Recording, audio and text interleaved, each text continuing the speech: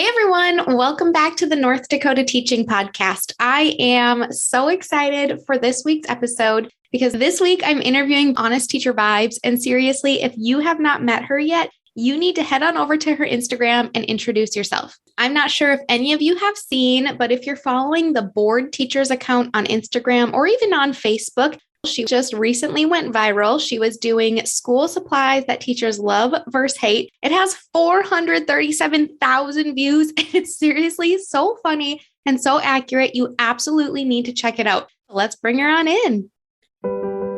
Welcome to the North Dakota Teaching Podcast.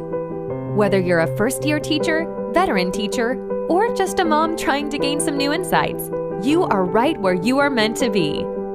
Kayla Durkin, founder of the Blossoming Teacher course, is passionate about helping new teachers blossom into the teacher they were born to be. Kayla wants to help inspire teachers to be their best self, whether that means sharing about personal or professional development, self-care, or the latest and most effective teaching strategies. Through this podcast, you will hear from real teachers sharing their stories about teaching, all with one main goal in mind: to be able to make an impact and help other teachers blossom. And with that, here is your host, Kayla Durkin. Hey, how are you? Hey, I'm doing good. How are you? Good. I'm so happy to have you on here today. Yay, I'm super excited. I love podcast interviews. Good. Well, I am hoping that through this podcast, we can reach a lot of first-year teachers. So why don't you just tell us a little bit about yourself? What to tell? This is my fourth year teaching. I kind of stumbled into education. I have an undergrad in sports medicine, but you know how we are when we go to college and then we end up deciding we don't want to do that. So I kind of floundered around for 5 or 6 years trying to figure out what I wanted to do. And then I started substitute teaching and they asked me to be a long-term sub for an English class. And I have not looked back since then. So I love teaching English, but I did tell them I ain't teaching English if we got to diagram sentences. And online, people always say stuff to me about my bad grammar. And I'm like, first of all, I did an alternate route program. So my undergrad is not in education. Second of all, I teach literature, not grammar. So calm down. But yeah, I have a twin sister who her name is Made to Rise on TikTok. So people see her sometimes and they're like, is that Honest Teacher Vibes? And I'm like, no, y'all, I have a twin. So I have a twin sister. She lives like an hour and a half from me, so I don't really get to see her anymore, but I see her sometimes, but not a lot. So yeah, and I have a 3-year-old daughter who runs me absolutely ragged. Okay, so now I have to ask, was the video on Bored Teachers you or your sister? That was me. Oh, thank goodness. Any teacher content you see is me. My twin, this is how you always be able to tell if it's me or not. My twin always has on makeup and she always looks very well put together. I'm like a fly by the seat of my pants kind of person. So my twin is always like, are you going to get on the internet without your eyebrows done? And I'm like, first of all, there's people starving in the world. I don't care about my eyebrows, you know? Yep.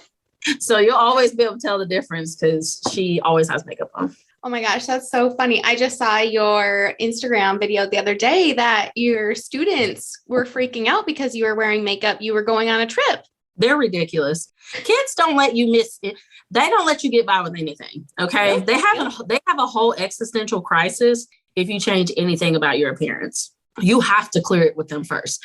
They can't focus on your lesson. They can't remember anything I tell them about the lesson I'm trying to teach them, but let me come in looking different than I did the day before. Y'all pay attention to that. Yep. So no, I was flying to Atlanta to film our podcast and the kids, like, they just were like, they could not focus because they were like, you don't even look like yourself. Okay. So what? So y'all saying I'm ugly normally. Disrespectful. They're so rude. I'm like, y'all throw a lot of shade for people that's musty at 7 a.m. That's all I'm saying. Yep. That's all I'm saying.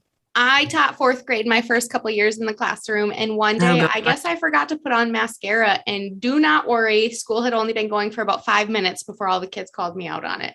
Oh my gosh. My friend is a teacher, and she said that she got on TikTok live last night. And she said she had, like, after like the 10th person asked her if she was tired, she was like, no, they're just bags under my eyes. She was like, apparently I look like a troll. So I just logged off. I was like, done. Oh gosh. Well, tell us a little bit about how teaching goes coming from an alternative route, because I do know I have quite a few listeners who are going through an alternative route to become a teacher. Yeah, it was very hard for me. It was like, when you're undergrad as in education, you still feel like you're like thrown in there and you don't really know what to do, but I feel like you're at least a little bit more prepared. An alternate route program, they don't teach you anything about teaching. It's just literally like, take this test. Let's just say you took this class so that we can get you certified to teach. We know you're smart enough because you have an undergrad degree, and we know you can pass the praxis for your subject level. And now we're just going to throw you in there. So it was really hard.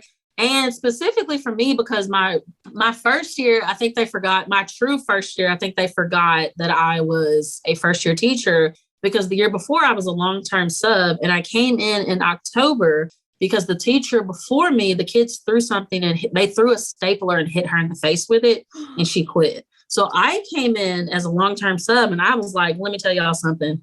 You better not even think about throwing something at me. Matter of fact, I put a stapler on the table and was like, throw it if you bad. And they were like, that wasn't me. I didn't throw anything. And I'm like, I don't care. Whoever threw it, y'all shouldn't have been throwing anything at that woman anyway.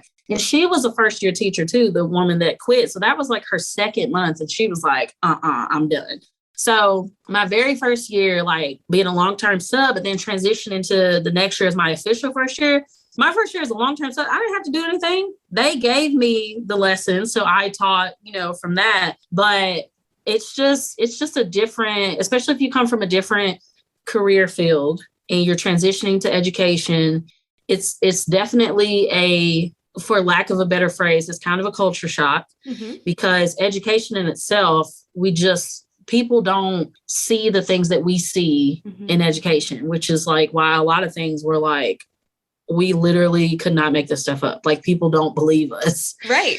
We tell them sometimes. So it's a transition. And, if you can find a mentor teacher that first year, even if you did an alternate route program, or even if your undergrad is in education, you got to find somebody, you got to find a veteran teacher, or even if it's somebody's second year, you got to find somebody who you can like latch onto them and you do whatever they're doing, because sometimes you just feel lost. You don't know what questions to ask. You don't know that you don't know what you don't know, and so there's literally your first year teaching. If you try to be an island, you're going to burn out and you're going to fail.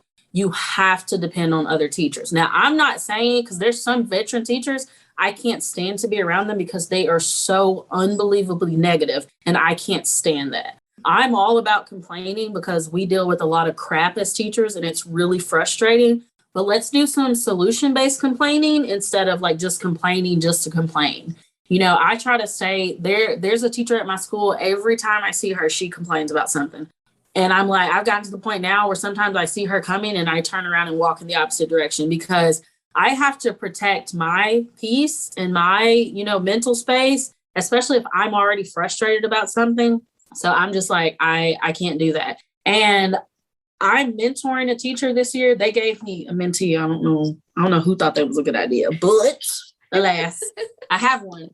And I'm realizing now, being a mentor teacher, how hard it is for mentor teachers, because we're all so busy that sometimes I forget to stop and like ask her, okay, what do you need help with? Do you need, and so one of the ways that I help her is whatever lesson I'm teaching, because we don't all have to teach the same thing. So whatever lesson I'm teaching, I print off the exact copies and I give it to her. And then I explain, okay, this is how you do this. And this is how you do this. But teaching is just all around like hard. And your first year is like treacherous terrain. But don't judge your entire teaching career off your first year of teaching, especially your first year of teaching being during a freaking pandemic. Don't even do it. Don't even do it. As long as they don't die, you're good. Like, just keep the kids alive and make sure they eat while they're at school. And then, we say, get them here, get them fed, and get them home, so just Absolutely. We need to provide grace all around right now. Yes. And there's always a lot of grace for the kids. And I'm like, hey, y'all going to have to show some grace to the teachers too. It can't just be the kids, or you're going to have a lot of teachers quit. because everybody's overwhelmed. Yeah, there's just so much going on. And so you're so right in saying, like, find someone you can cling to, even if you don't necessarily have an assigned mentor, if that's not something your school does. If you can find someone in the building that you can build a relationship with and, do a little bit of complaining, but also work through those, have productive time during that as well. Okay, yes, there's a problem, but how are we going to solve that problem? Right. And sometimes you do need to just complain without problem solving. And that's called venting. Sometimes I have to vent. And the teacher that's next door to me, he was the teacher of the year 2 years ago. And he's like absolutely fabulous. Like, 5-piece suit for the entire first week of school. I always tell him, if you leave and start a charter school, I'm coming with you. Like, if you leave and start a school, I'm coming with you. But he's like my person that makes sure I'm not being negative. He's like, we're fabulous today. We're not doing negative, but if I need to vent, as soon as I'm about to cry, I'm like, hey, I need to talk. I'm about to cry. He's like, come on, come on. And so you gotta find a teacher bestie that when you're about to snap on them kids and quit, they're going to be like, don't do it. Just, smack something on the floor in my classroom if you need to, but we're gonna get this out, and then we're gonna go back to being fabulous for these kids. So I love that. I love your energy. I love your attitude. Oh, thank you. I mean, one of the reasons why, so I'll be honest, I hadn't found your page until I asked my followers. I said, I'm looking for some people to be on my podcast. Do you have any suggestions? Who would you like to hear? And of course, a couple of people said the Honest Teacher Vibes. And I was like, okay, honestly, I have to see who she is. I don't know who she is. Who is this awesome person? So I start watching your stories, and in your stories, you're like, hey, bestie, hope you're being fabulous today. And I'm like, oh my gosh, everyone needs you in their life. Oh, thank you so much. It's so weird. Like nobody teaches you how to be social media famous. It is like the weirdest thing. Like my family and my students keep me humble, because my students, they don't care. The kids this year, they care. But my students last year, because they watched me get social media famous. So my kids last year were pretty much like, Miss Person, ain't nobody worried about you. You know what I'm saying? Like the kids, they're like, oh my gosh, I saw your TikTok. I mean, they're like, they stare at me with like those eyes, Yeah. But nobody teaches you how to balance like social media, being social media famous. Cause it's not, I know people sometimes are like, oh my God, Honest Teacher Vibes. And I'm like, y'all, I promise I'm in the trenches with y'all every day. Like I literally am just a teacher who happened to be funny and act the fool on the internet, and people think it's funny, so they follow me, but I try to be like super genuine and super authentic. And I'm really good friends with Miss Southard and Miss Rogers. They're two other TikTokers. And we always laugh because Miss Southard and Miss Rogers don't ever give their phone numbers out. But like I meet somebody, I'm like, hey, let's exchange numbers. And they're like, what? And so they always get onto me and they're like, stop giving your number out. And I'm like, but I can't, because I love them. And they're like, I know, Bree, but you can't just give your number out to every person that you meet. I'm like, okay, you're right. They're like, you're going to get kidnapped. And I'm like, ain't nobody going to kidnap me from my. And just so everyone knows, when I sent Bree a message, she said, hey, can you just text me? And she gave me her number right then and there. So she's telling the truth. Dude, it's the worst. Like I met this girl on the plane, and we like got to talking, and I was like, oh my gosh, here's my number. They were like, please stop giving people your number. Even my twin was like, stop it. I'm like, okay, I'm sorry, but I really do have to stop because my messages are like off the chain. Like I can't check them all. So now I'm like, okay, I really should stop giving my number out. But it's like interesting because people recognize me in public all the time. It's very weird. So I say like, hey, best friend and stuff like that. And I genuinely mean that, and so my friends were like, you need to stop giving out your number. I seriously love it. So I would also like to know, though, that first year of teaching, coming from an alternative route, how did you handle classroom management and behaviors? Because I feel like that's one of the biggest things teachers who do not have student teaching experience struggle with. Well, I cried a lot. Let me just go ahead and get that out there. I yelled a lot. And I know there's people that are like, don't yell at the kids. And I'm like, okay, but like the school I teach in, sometimes I got to put some bass in my voice. But that first year, I never really had like a super hard problem with classroom management for the most part, because In college, I was a resident advisor. During college, I was a camp counselor at an inner city, a Christian sports camp for inner city kids called Kids Across America. It's like the urban version of Kanakuk camps. So I did that, so I had a lot of experience working with kids for one of the nonprofits in my city. I was their recreation coordinator. So I had a lot of experience already working with and managing kids. And so when I got to the classroom, and I played basketball for years. I coached girls basketball for 3 years. So I just had that kind of personality that just like demanded respect. And like, I am just like, you're not going to talk crazy to me because you don't pay bills and you can't wipe your butt if your mama didn't buy the toilet paper. So you ain't going to talk crazy. And so I just have that kind of like no nonsense personality, but I also love my kids to death and they know it. Like one of my kids from last year came back and she was like talking to my current 6th graders and she goes, I practically had to push her out the door. I was like, get out. But she was like, I mean, Miss Richardson kind of mean a little bit, but like she love you though, but she gonna give you some attitude. I was like, girl, get out of here. But I have a system in place for everything. I let them know my expectations up front. Now, that first week of school, I really don't. My first year, that first week of school, I really didn't laugh or joke with them at all. Now, like the first day, I don't really laugh and joke with them. But after that, like I kind of laugh and joke because my, mentality is I want the kids to know there's a time to be silly and there's a time to be serious. Mm-hmm. And so I always tell my kids, if you can't transition from being silly back to being serious, we're not going to be silly at all. We're just going to be serious. And nobody wants it, Yeah.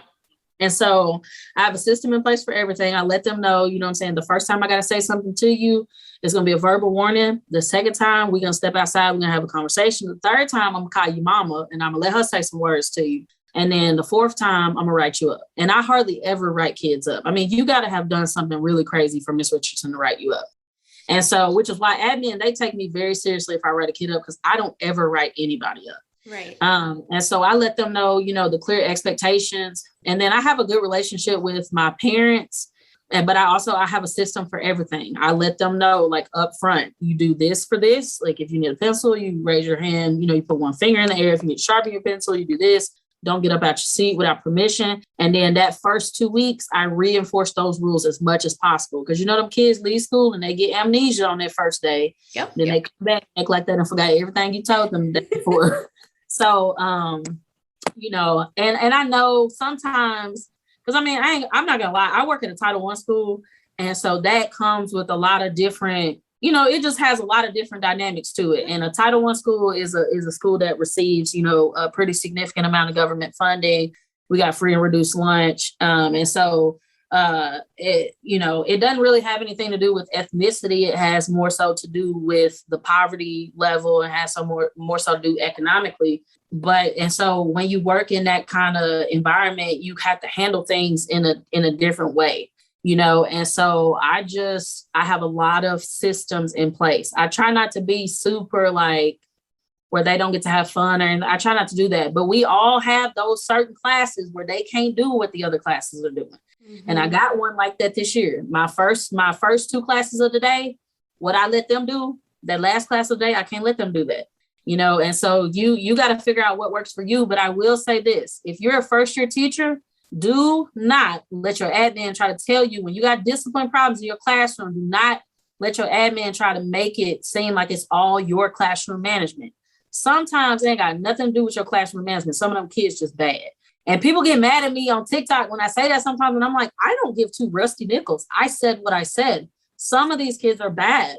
And I know that people get mad at that, but I'm like, I don't know any teachers like this that are like, there's no bad kids. There's just bad decisions. And I'm like, okay, well, they bad kids making bad decisions. I don't know how it ain't nothing but semantics. I mean, if you want to get fancy wording about it or whatever, but people need to realize that when we say things as teachers, we know our kids. So I know if one of my students is being bad, and I know the reason that they're acting like that because I know my kids.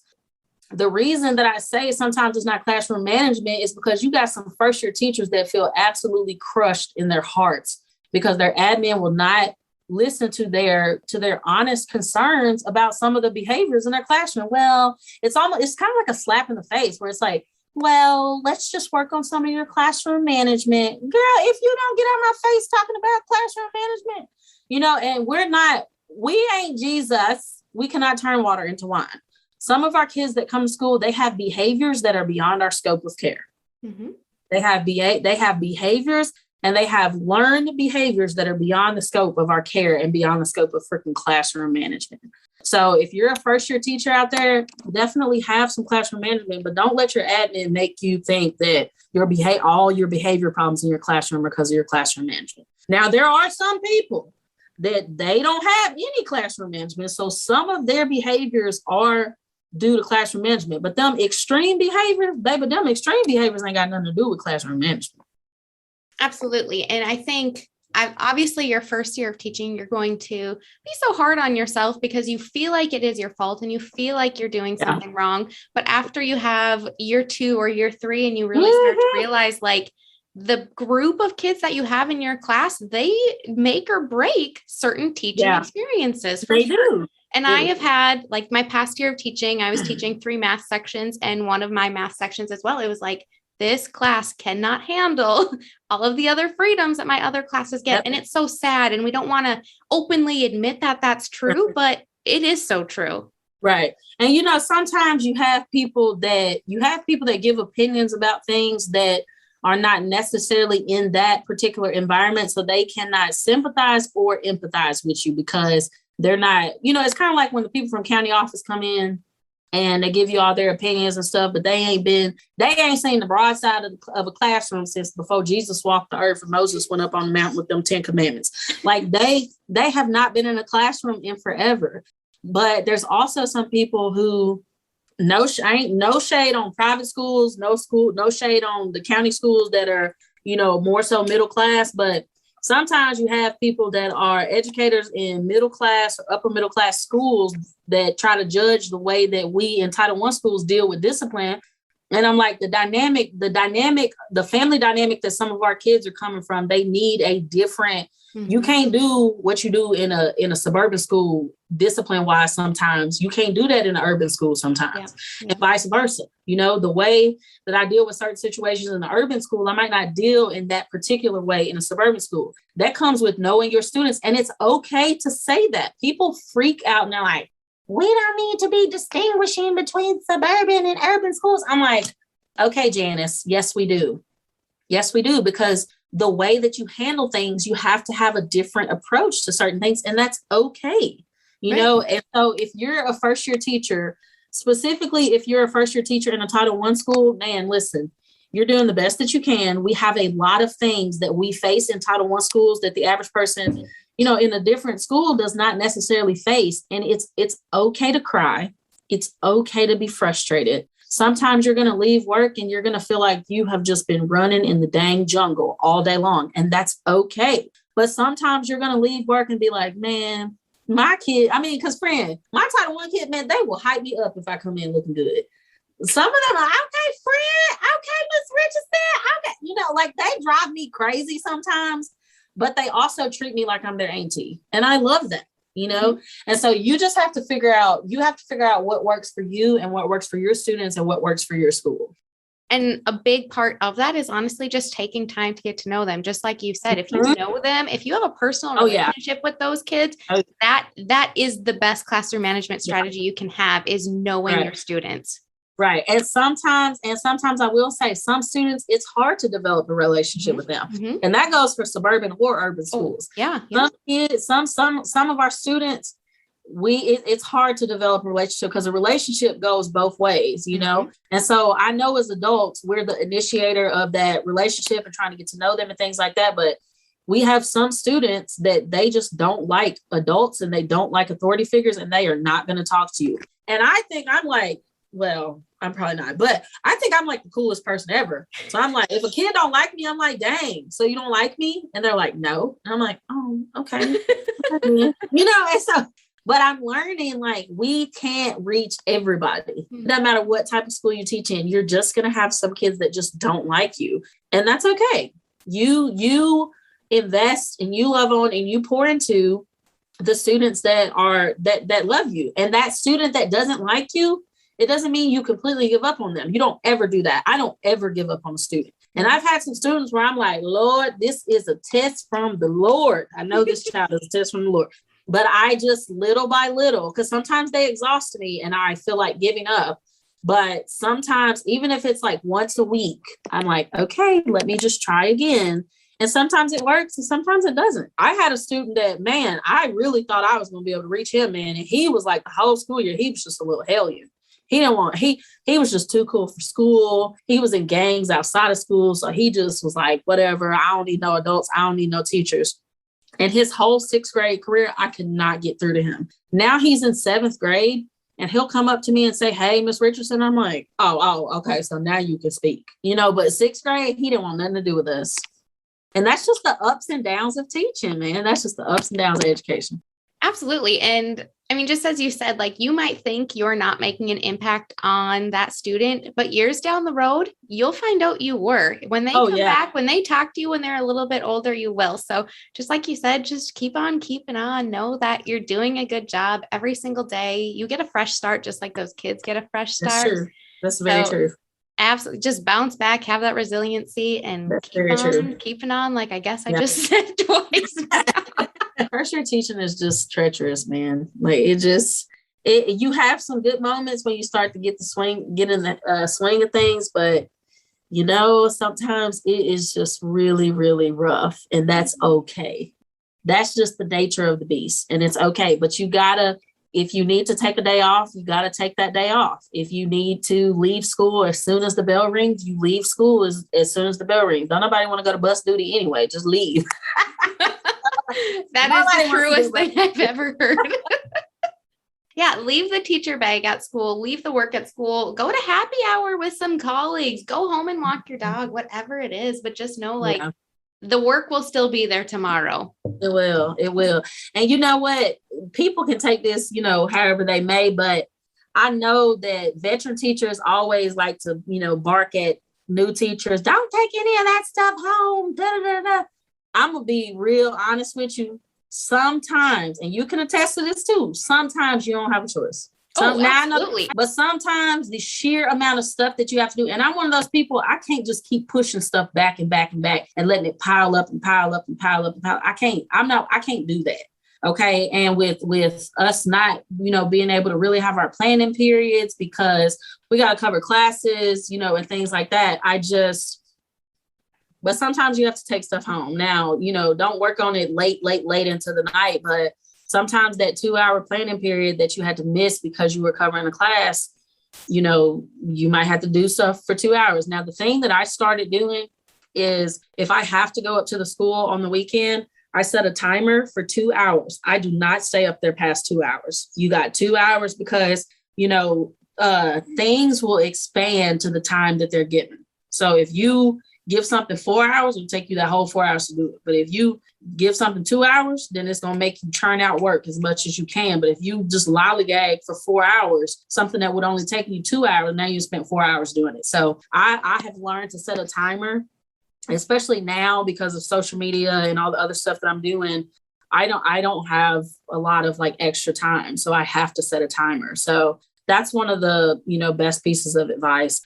I think all of this is great. And I tell my listeners all the time too. And just like you mentioned, putting those systems in place. Like for me as a teacher, I always had systems. On this day, I did my grading. On this day, I did my positive emails and phone calls home. On this day, I did all my lesson planning. And so if you can kind of come up with a system knowing, I always took work home on Tuesdays because on Tuesdays I finalized my grades. But for me, that was like, okay, I know I'm going to do it on Tuesdays, which means I don't have to do it on Wednesdays or Thursdays. So, find those boundaries within yourself, find things that work for you, but just know you don't have to take things home every night, and you don't have to spend your whole evening doing things every single night of the week either. Set that timer if you can. Allow yourself that time. If you want to work on it for 2 hours, great. You should. If that's going to make you feel better, you absolutely should do that. Yeah, it's just teaching is just one of those things. It's like life. You learn from experience, and you learn by you learn from what works for you and what doesn't work for you. And as a first year teacher, you do not have to be a clone of a veteran teacher.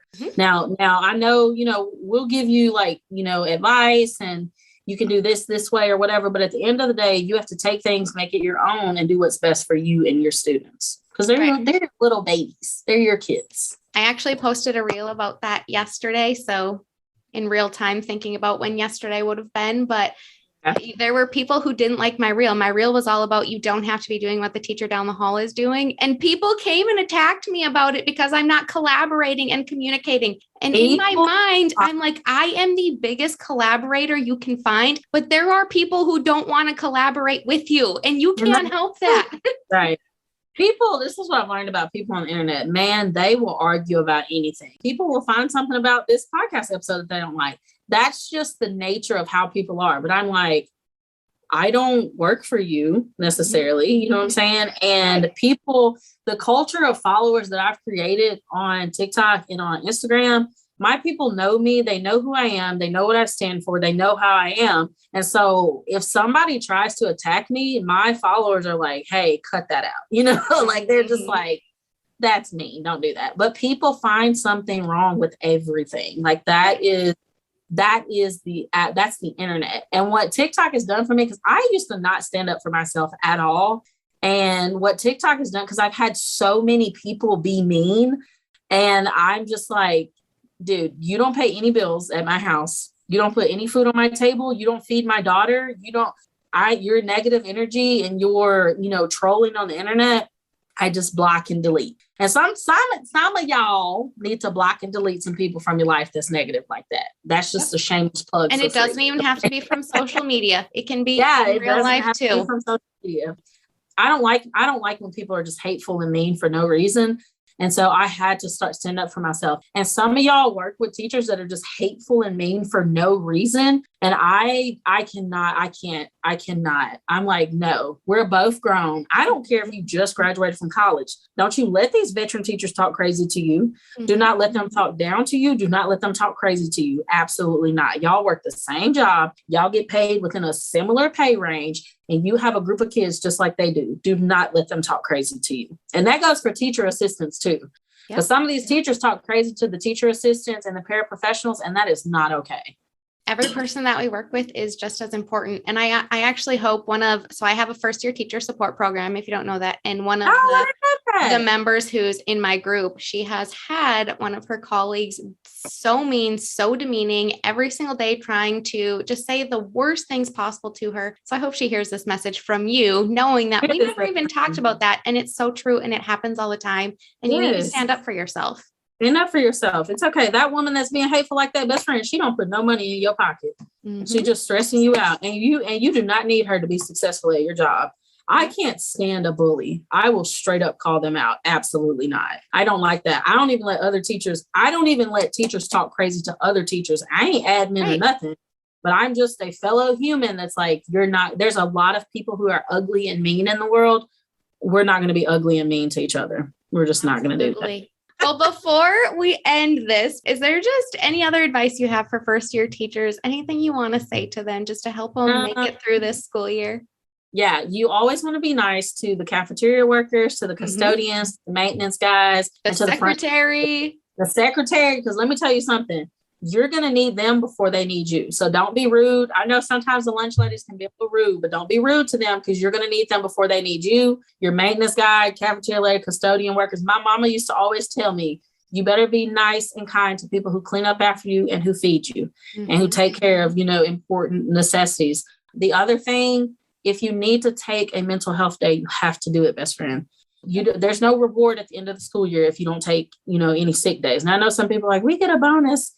I don't care. Take your days anyway. You're not going to be any good to anybody if you're not healthy. That's all I can think of off the top of my head. But no, I think that's fabulous. I think all of the things that you've shared today have been so good. I hope that everyone who's listening today comes to follow you. Do you want to just say how they can find you once more? Yeah. So I am Honest Teacher Vibes on TikTok, Instagram, and Facebook. So, and do you want to throw in your phone number just quick? No, I'm just kidding. Okay. Why was I about to say it though? Why was I about to say it? I was literally about to be like, I'm hopeless. Too good. Well, thank you so much for taking time to be on here tonight. Thank you so much for all of this. You're absolutely amazing. So fun. Thank you so much, Fran. I enjoyed it. Thank you so much for listening to this episode of the North Dakota Teaching Podcast. If you're enjoying the show, please feel free to rate, subscribe, and leave a review wherever you listen to your podcasts. We really appreciate that effort. Be sure to tune in to the next episode for more teaching tips to make an impact. Until next time.